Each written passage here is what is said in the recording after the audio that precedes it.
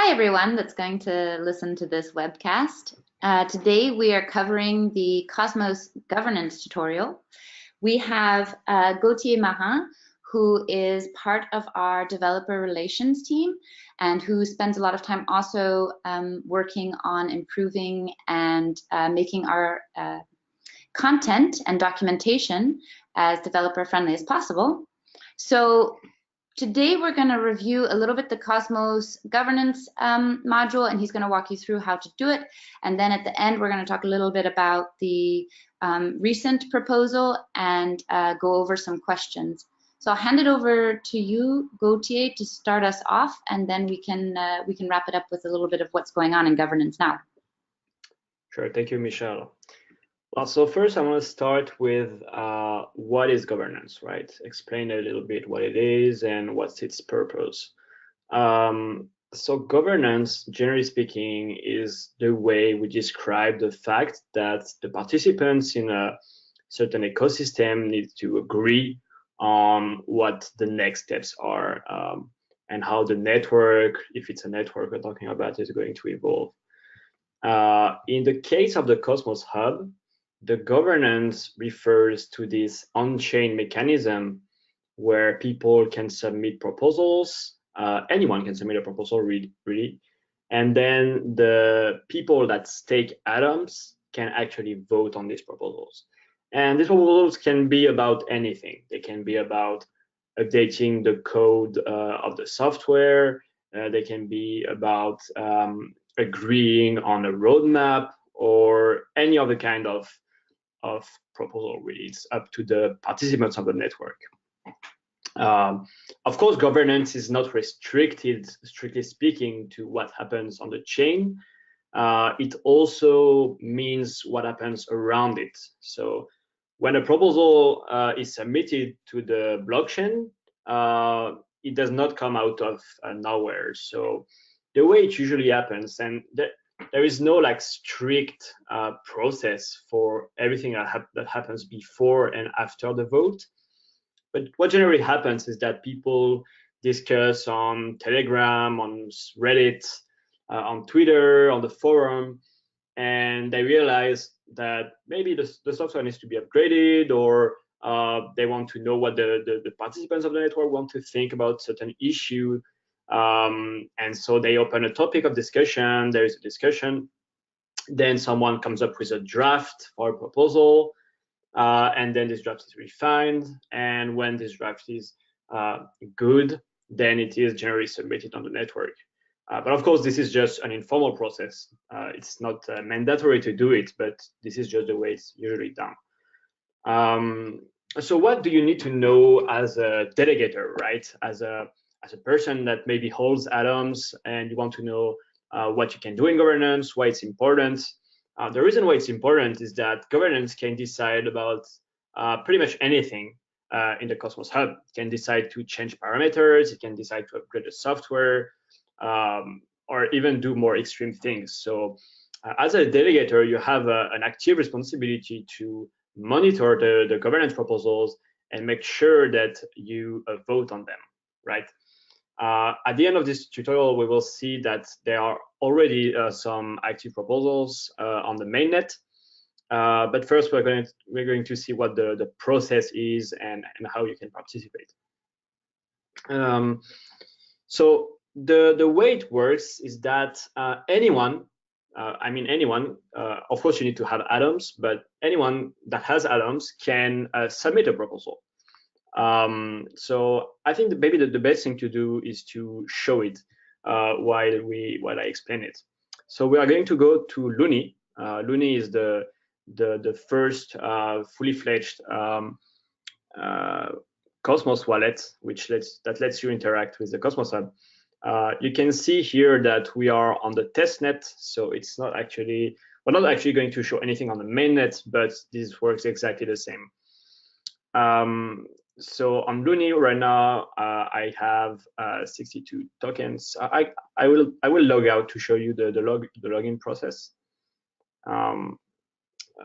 So for the login process, can you see my camera, Michelle? If I do this, do you see the a ledger? I don't know. Yeah, I can see it. Let's say you do it. So right now on Looney, you can only create an account if you have a ledger. In the future, you'll be able to create accounts without a ledger, but for now, it's only with a ledger. And I will show you the steps with a ledger because it's actually it involves more steps if you have a ledger. So let's sign in first. So quick question for you, Gautier, while you're signing in. Do you recommend that most people have a ledger when doing this? Yes, exactly. Okay. So when you are on the, so I can select my account. Wait.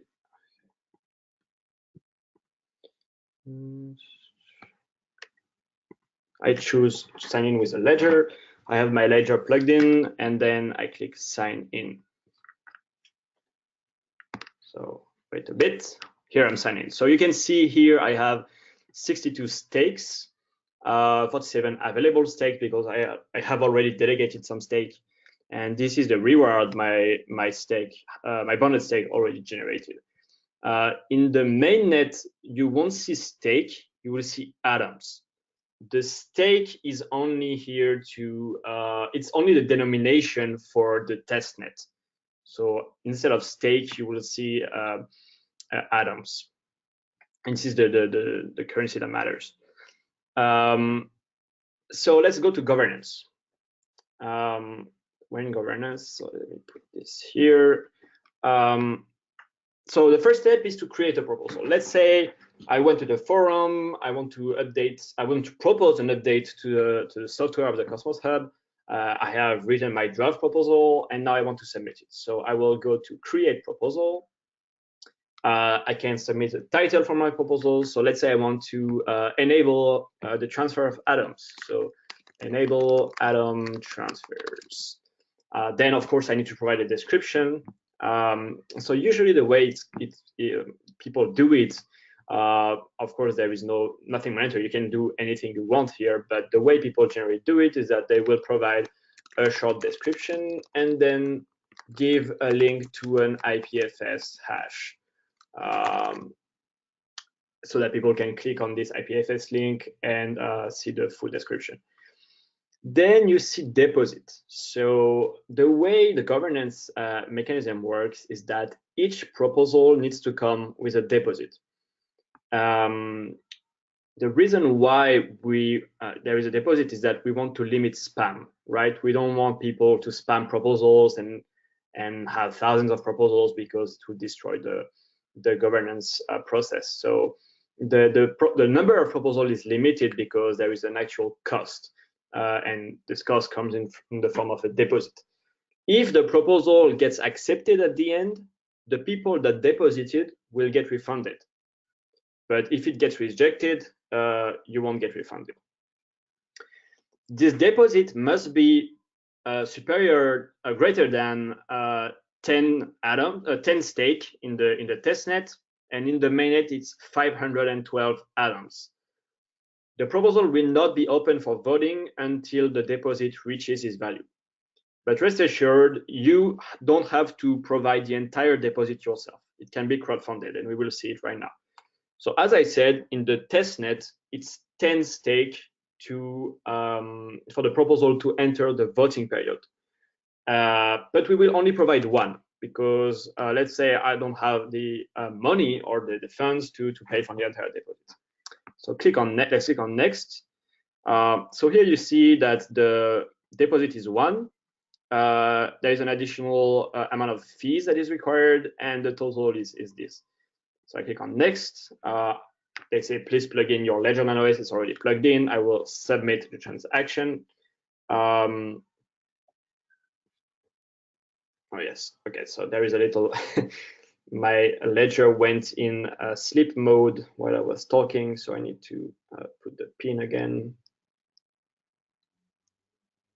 1 second. Okay, so you need to have the Tendermint Cosmos application downloaded. If you don't have it, you can download it on Ledger Live. So you open the application, then you submit. The Looney will send you the transaction on your Ledger. You can review it, okay? And once you've reviewed it, you just click on sign transaction, validate, and then so I have accepted the transaction on my ledger. Looney is waiting, and the proposal was successfully submitted. Great. So now if I go back to governance, I can see that my proposal is in the list. But you can see this little orange dot. This means that the proposal is in deposit mode. You cannot vote on this proposal yet because the deposit is not enough. It's not more than the 10 stakes that is required. So now let's say I won't change accounts, but let's say I want to increase this deposit in order to for the proposal to be open for voting. I will go to deposit here, and I can select the amount. So I already have deposited 1 stake. I need an additional 9 stakes. So I will put 9. Again, reminder for the mainnet, it won't be stake, it will be atoms, and it won't be 10 stake. The mean deposit is 512 stakes, atoms. So I click on next, submit. Then again, I need to review the transaction on my ledger and sign the transaction. Okay, so now I'm waiting. Successful deposit. Okay, cool. I go back to governance, and now you can see that the little dot is green, which means that people can vote on my proposal. Great. So now let's go back to the documentation. We've already explained the deposit thing. Now let's see what happens when the proposal is open for voting. First, you need to understand that the voting period is a constraint. It only lasts 2 weeks on the mainnet and a little less on the testnet.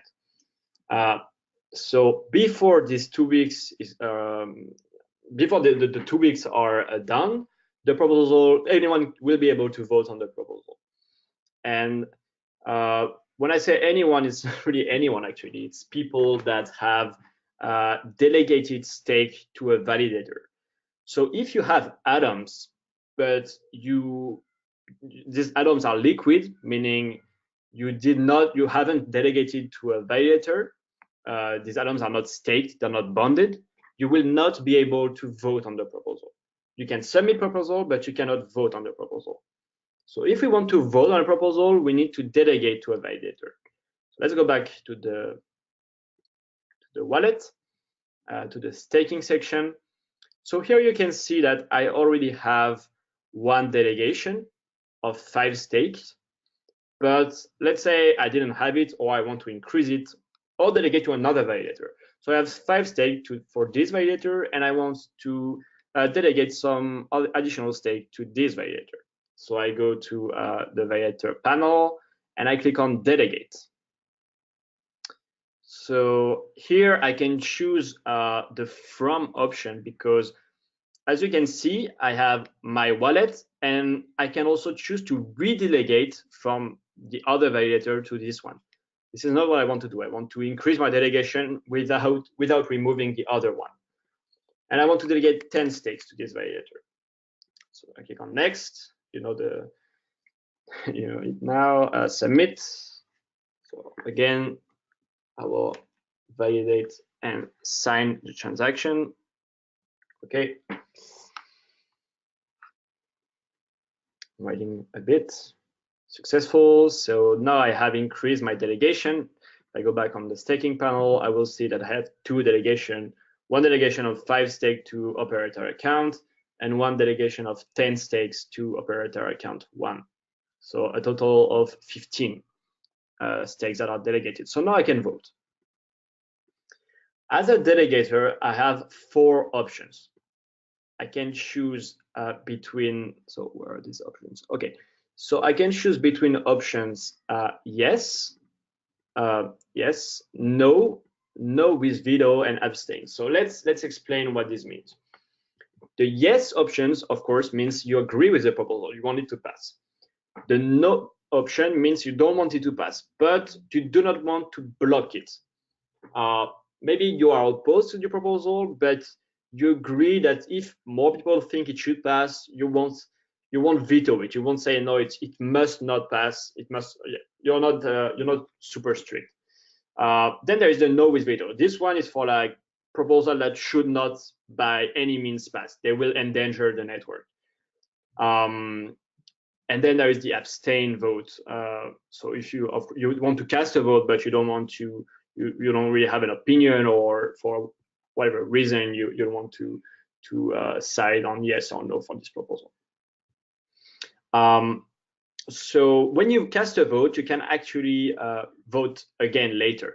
And the thing that is important to understand is that the weight of your vote is exactly the amount of stake that you have delegated.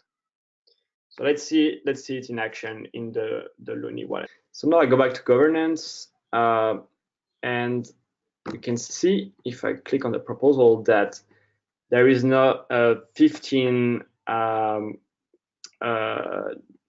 here on the no votes. The yes votes is still to 0. So the way it works is that at the end of the 2 weeks, the proposal will pass if more than 50% of votes are yes votes, and if less than 33% of votes are no with veto votes. So these are the 2 rules. And I'm really talking about votes, not about bounded stake or even the total supply of items. So if only 10 accounts vote, it goes through if more than 50% of these accounts in terms of weight voted yes, and less than 33 voted no with veto. Again, the weight of a vote is exactly the number of atoms you have staked. But of course, we don't want the proposal to pass if too few participants voted. So there is a quorum, and this quorum on the mainnet is 40% of the bounded stake. So the proposal will only be valid at the end of the voting period if more than 40% of the total bounded stake cast a vote. If 50% or more of these votes are yes votes, and if less than 33% of these votes are no with veto votes. And as we said, you can change your vote. So now I have reconsidered, and I think yes is definitely the better choice. So I can change my vote. I just need to cast another transaction, and boom. Perfect. So now if I go back on governance, and you can see that. And like you said, that doesn't cost you anything to change your vote. I mean, it does cost you the transaction fee, but apart from that, okay, nothing. Okay. Okay, so now you can see the description, and now we just have to wait 2 weeks, and at the end of these 2 weeks, we will know if this proposal was accepted or rejected. And that's about it, right? That's about it. This is a very simple mechanism.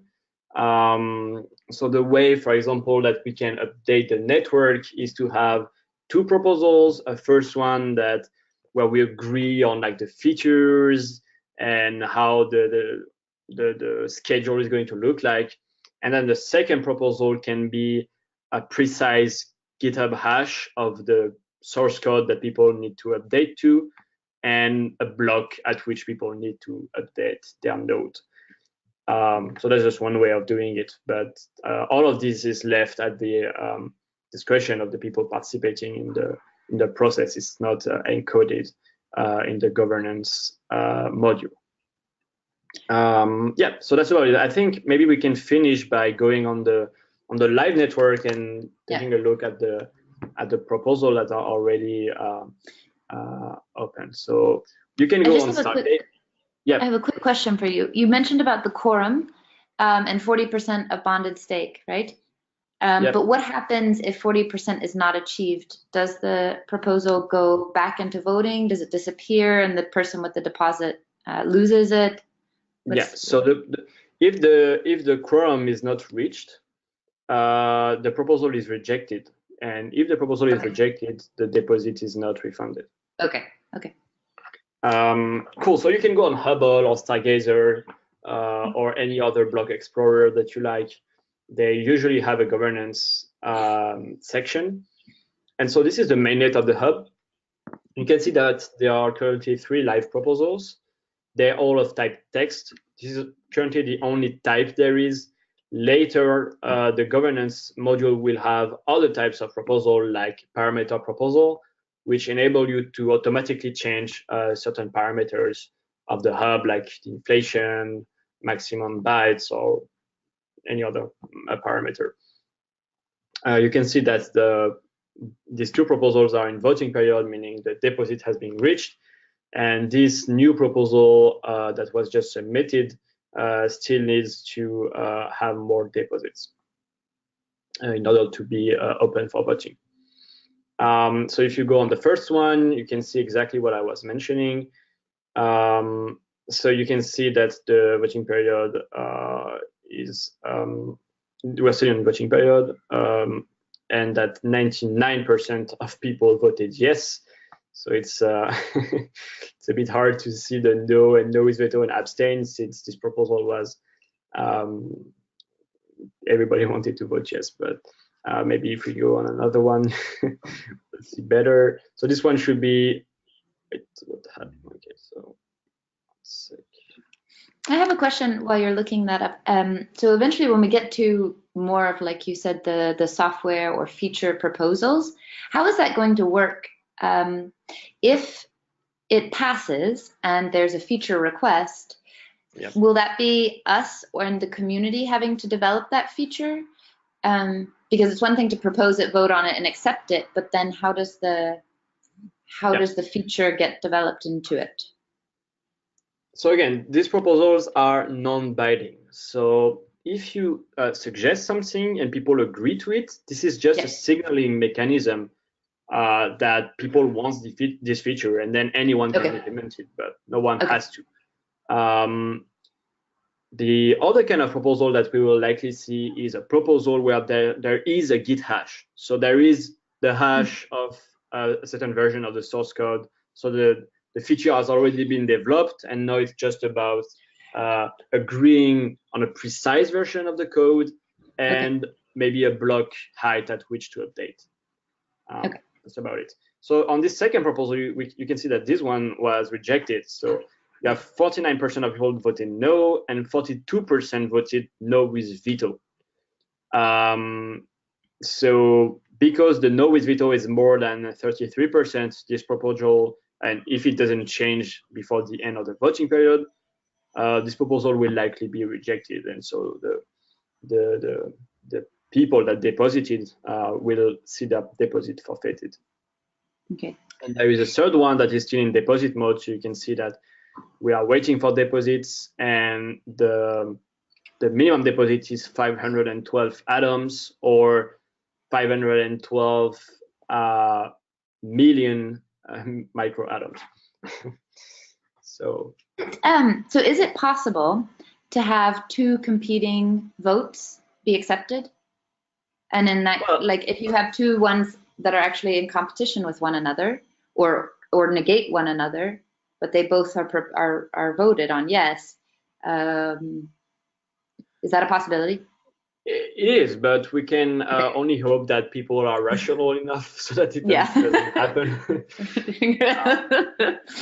Okay. Yeah, I think people, like our community, will be a bit stupid to do it. So. To do this. But it's true that you can have like conflicts that are not easily obvious, detectable. Yeah, they're not obvious.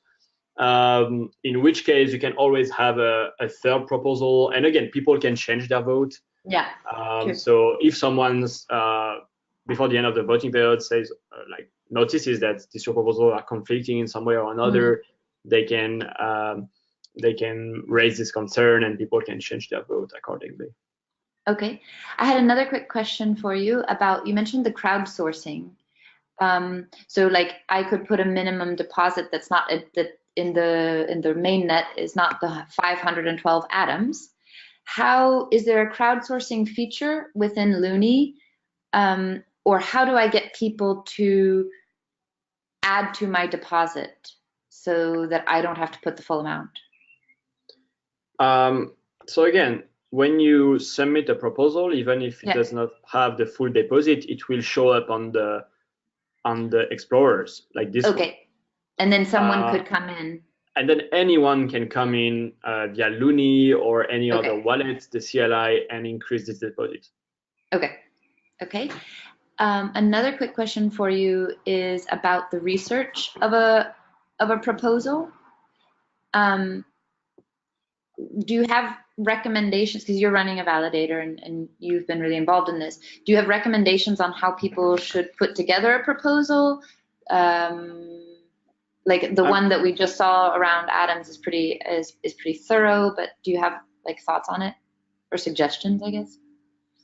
So again, as I mentioned earlier, the way you structure a proposal, there is no definitive template.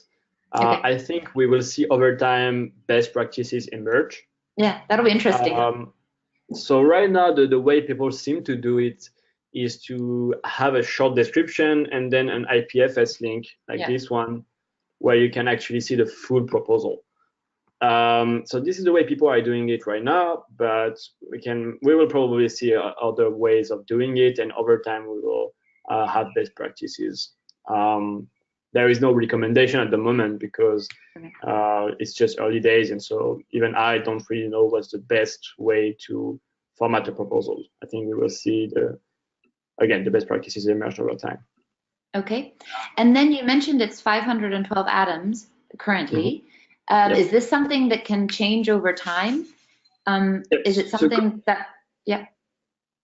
governance can change anything. Can change really anything. So of course this includes the minimum deposit. Later we'll have the parameter proposal type, as I mentioned. And what does that mean exactly? The parameter proposal type? Okay, so the text proposals is just a proposal to signal an intent, and then every single actor has to act upon it. The parameter proposal is a special type of proposal that will automatically get enforced. So someone can submit, let's change the minimum deposit from 512 atoms to 1,000. If this proposal gets accepted, no one will have to do anything. The code will update itself. So that's the difference. That's exciting. Yep. And one last thing I want to mention for the future of the governance module.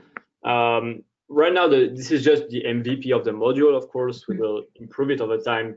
One important and interesting thing that could happen is that there is a little tax on every transaction that goes to something called the reserve pool.